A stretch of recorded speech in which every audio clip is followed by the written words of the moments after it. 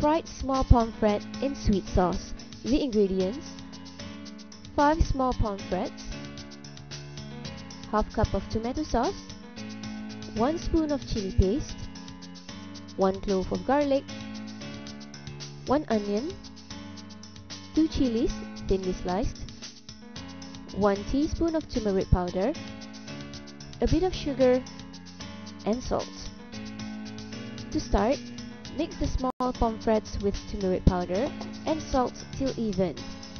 Then marinate for about half an hour.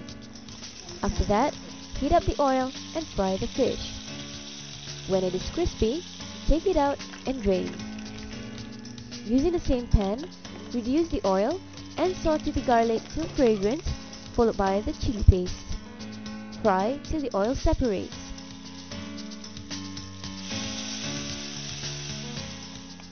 Next, add in the salt and stir evenly. Put in the onion and saute until it wilts. Then put in the tomato sauce and stir till even. Pour in half cup of water if it is too dry.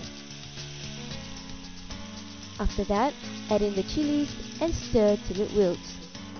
Finally, pour the sauce onto the fried fish.